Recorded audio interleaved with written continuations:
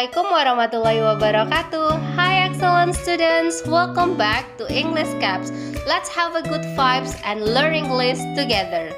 In this today's learning sessions, we are going to learn about one of text genre in English.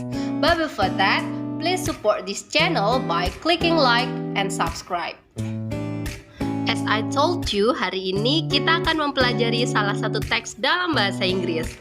And I do believe that you have learned about this text when you were in the junior high school.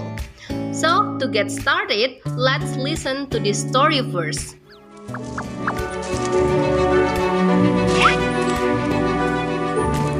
Hi, I'm Little Red Riding Hood. Nice to meet you. One time, I went to visit my grandmother's house, like I always do. But this time, I put myself in grave danger. I didn't know how bad it was to talk to strangers. Oh no, what happened here? Why is everything black and white? I'm too scared to go through the forest alone. Can you help me find my way? Paint the page so I can continue my journey to grandmother's house. Good job. Wow. Good job. Wow. Red. Wonderful. Great choice.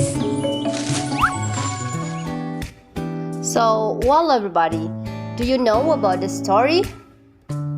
Yups, the story is talking about a little girl called Little Red Riding Hood who wear a red cloak, and then one day she went to the wood to visit her grandmother in the middle of the forest. Nah, cerita yang baru saja Miss putarkan itu bercerita tentang seorang gadis kecil yang bernama Red Riding Hood yang akan mengunjungi neneknya di tengah hutan. So, based on the story, can you guess what we are going to discuss today? Yups, that's right. Today, we are going to learn about a narrative text. Jadi hari ini kita akan mempelajari tentang narrative text. So, do you know what does it mean by a narrative text? So, what is a narrative text exactly? In a simple way, I can say that a narrative is text which contains about imaginative story. Biasanya, dalam sebuah naratif teks akan menggambarkan cerita yang bersifat fictional atau imaginative, which has a purpose to entertain the readers, yang memiliki fungsi untuk menghibur para pembacanya. Wow, because of this story is an imaginative story, so we cannot guarantee whether the story is true or not in our daily life. Jadi kita tidak bisa menentukan apakah cerita ini berdasarkan kisah nyata atau memiliki kebenaran dalam ceritanya. Well, there's a lot of various kind of narrative text which exist in our society. Ada banyak jenis teks naratif di setiap negara. And each country has their own unique story. Like for example, in Indonesia, we know a story such as The Legend of Toba Lake, Sangkuriang, and Malin Kundang. While in Europe, we know a story like Cinderella, Snow White, Red Riding Hood, Goldilocks, and etc. Moreover, in Japan, you can find a story called Momotaro the Peach Boy. Sementara di Jepang, kita bisa menemukan cerita yang berjudul Momotaro the Peach Boy. Wow, so from those various examples, I can tell you that based on the theme, narrative text is divided into many types. Jadi naratif text dibagi menjadi beberapa bagian berdasarkan temanya. Like for example, a legend, fables, tales, folk tales, short story, myth, fairy tales, classic, drama, mystery, fantasy, adventure, and science fiction. Jenis-jenis teks yang baru saja Miss sebutkan, such as legend, fable, tales, can be found in form of a book. Dapat kalian jumpai atau temukan dalam berbagai bentuk buku, baik itu bentuk buku digital or printed book. And then besides that, when we talk about a narrative story, you can find the story in form of a novels, movie, or television drama.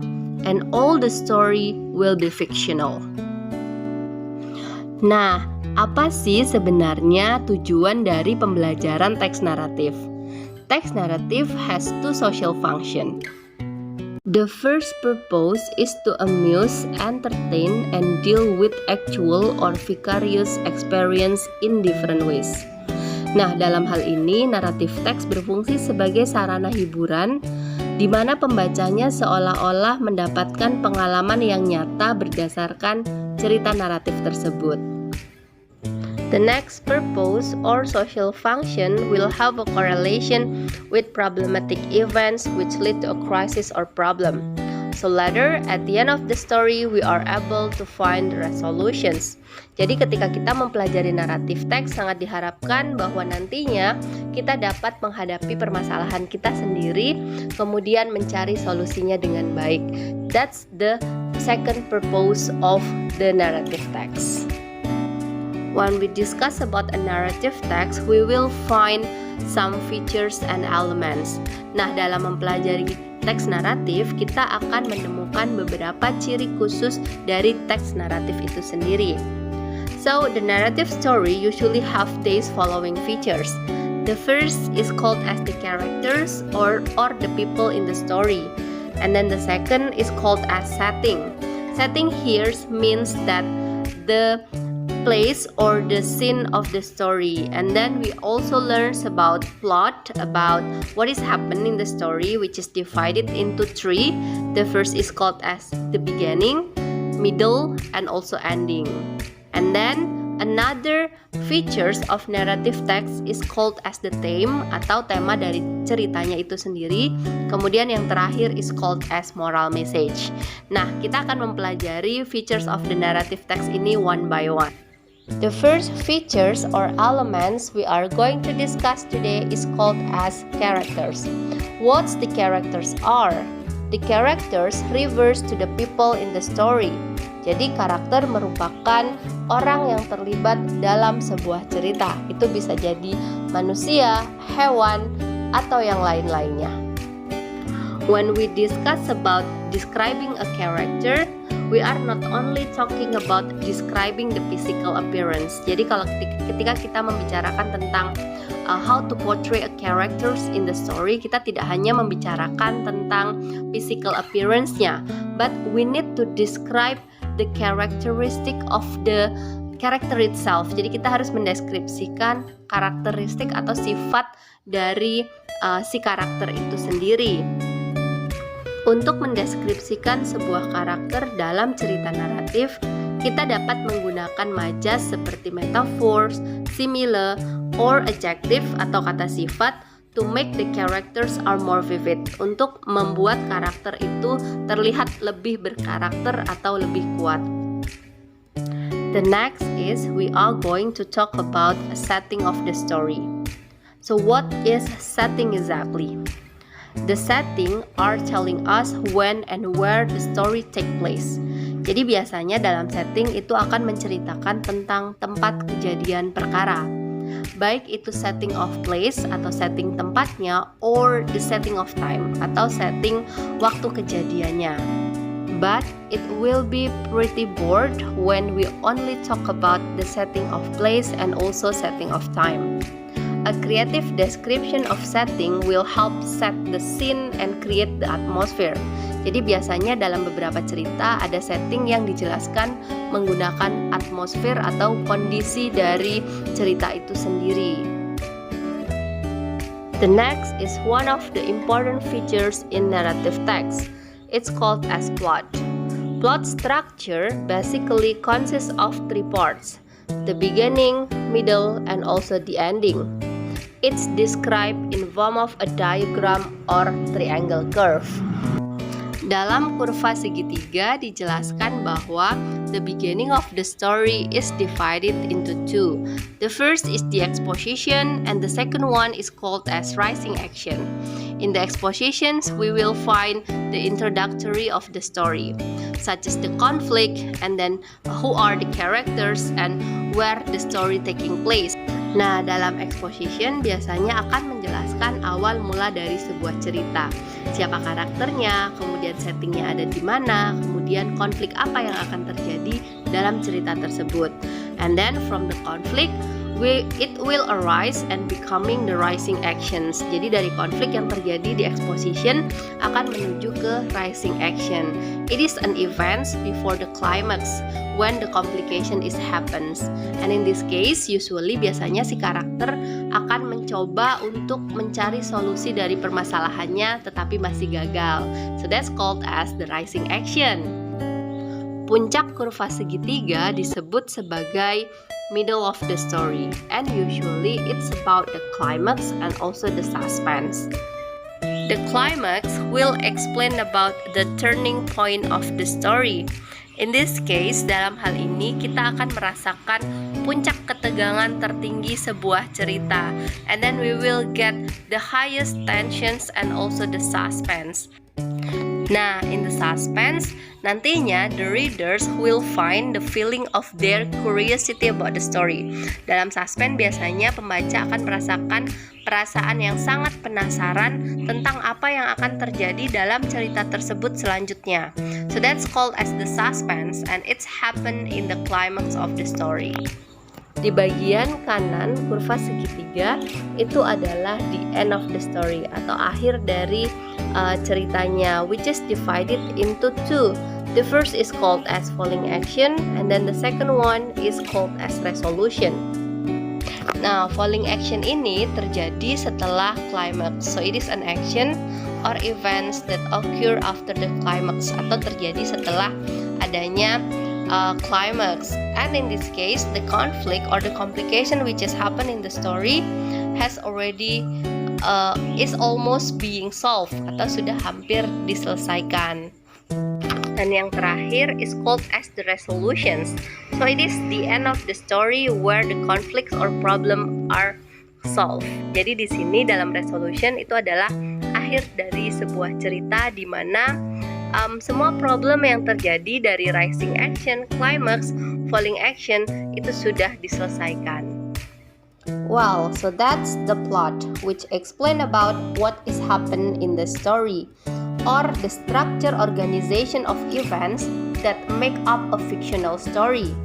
Now we are going to discuss about another features which called as the theme and the moral message of the story.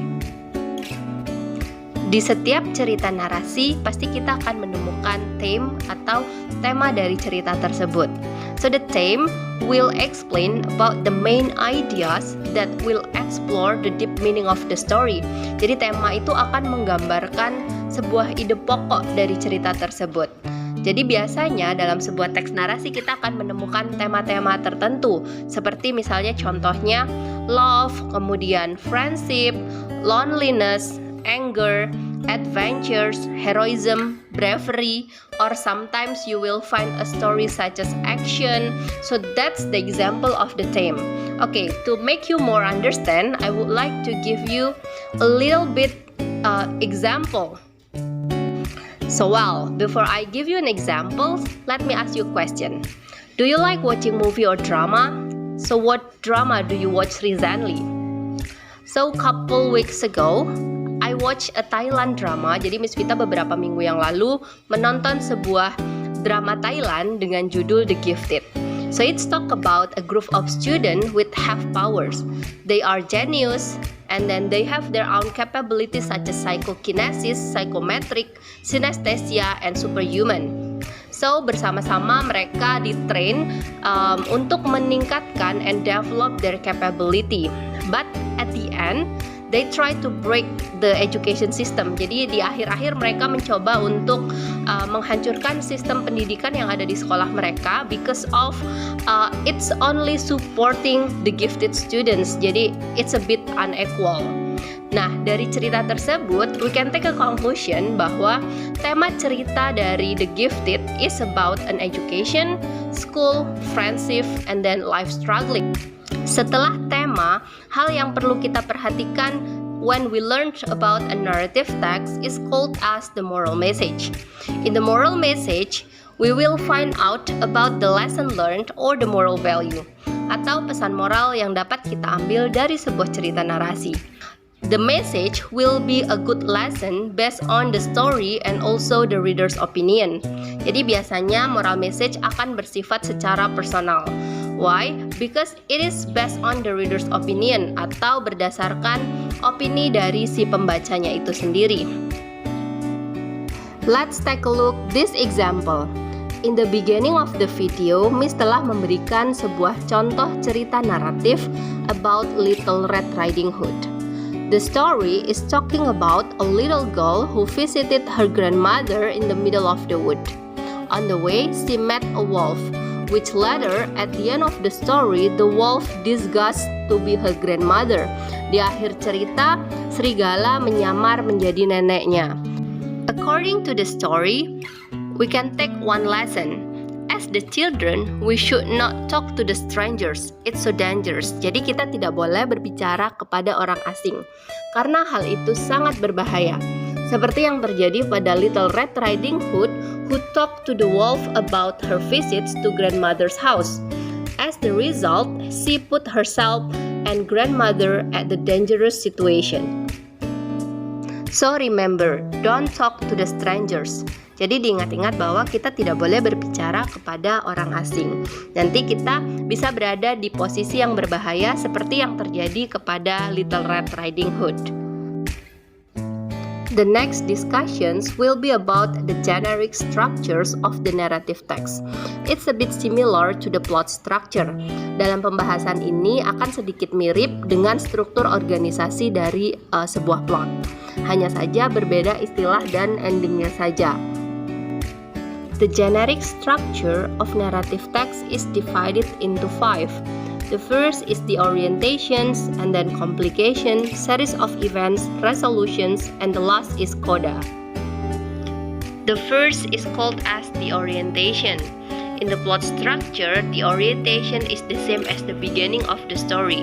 It is the time when the writer set the scene, create the mood, and introduce the characters. Jadi ini adalah sebuah awal dari cerita yang dituliskan oleh penulis, di mana si penulis akan menggambarkan settingnya, kemudian siapa karakternya, dan juga apa yang akan terjadi secara umum dalam introduction. The next is called as the complication. In this case, when we talk about complication, it will be the same as the rising action in the plot structure. And it will explain about the problem or when the conflict arise, atau ketika sebuah masalah itu mulai terjadi dalam sebuah cerita. The next is series of events. Dalam pembahasan sebelumnya, kita sudah membicarakan tentang climax dan juga suspense. Part when the highest tension of the story is happen and when the reader feels so curiosity about the story. Nah, in this case, dalam part ini, hal tersebut disebut sebagai series of events. It's when the reader saw how the character react to the complication. Jadi ini terlihat bagaimana ketika si pembaca itu bereaksi terhadap problem yang terjadi dalam sebuah cerita. Ini disebut sebagai series of events. And then the last is called as the resolution. Nah, resolution ini the same as falling action and also the end of the story.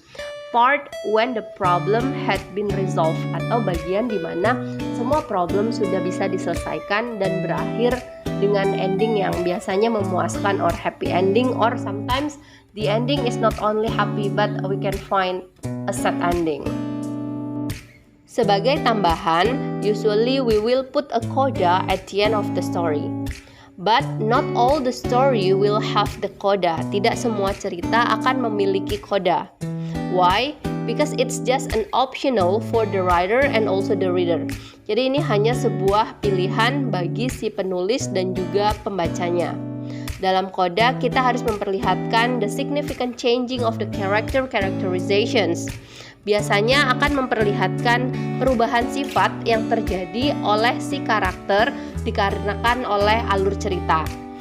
Dalam penulisan teks naratif, kita harus memperhatikan the language features or called as tata bahasa yang akan kita gunakan dalam penulisan teks tersebut. Tata bahasa yang biasanya kita gunakan dalam naratif teks meliputi the first called as simple past tense, the second is action verb, The third is saying verb, and then the fourth called reported speech, and then the next is called as conjunction and connective, and the last is the description adjective. Dalam narrative text, we will use simple past tense atau tenses yang digunakan untuk menceritakan kejadian yang terjadi di masa lampau. Biasanya kita akan menggunakan the verb to atau kata kerja bentuk kedua sebagai predikat dalam setiap kalimatnya. And then the next one, we will use atau kita menggunakan action verb atau disebut sebagai kata kerja tindakan. Nah, kata kerja ini will refer to the action atau tindakan kegiatan yang dilakukan oleh si karakternya. Seperti misalnya found dari kata find, kemudian wondered from wondered, trembled, true, and etc. Kemudian yang berikutnya kita akan menggunakan saying verb atau kata kerja yang biasanya mengungkapkan ucapan seseorang, seperti kata said from say, kemudian murmured, and then whispered, and the others.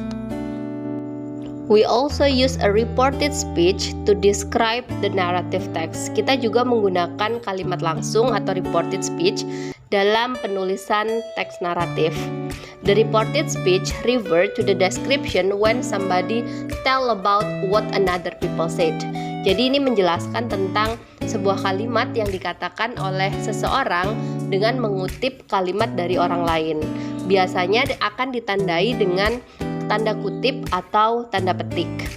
The next is conjunction and connective. Jadi dalam narrative text kita juga akan menggunakan kata hubung. Sebagai contoh, kata hubung yang biasanya kita pakai dalam narrative text itu seperti when, then, first, last, second, finally, and the others. And the last, we will use adjective to describe the story. Kita akan menggunakan kata sifat untuk mendeskripsikan sebuah cerita. The function of using adjective is to describe several places or sometimes to describe the characterization. For example, to describe the character or characterization in one story, you can use these following adjectives such as nice, amazing, good, happy, excellent, charming, oldest, youngest. That's the example of the adjective that we will use in the narrative story. Other language features which is used in the narrative text is called as adverb of time atau kata keterangan waktu. Like for example, once upon a time, one day, long time ago. So that's the example of the use of adverb of time. Kemudian biasanya dalam teks naratif juga akan menggunakan specific karakter. The character in the story in specifically. Like for example, the name of people, the name of a characters like for example, the animals and the others. Well, to enhance your understanding about these materials, I give you the example about the analysis of narrative text. Please take a look and read carefully this story. Silahkan dibaca dan dipahami tentang analisa dari naratif teks berikut ini.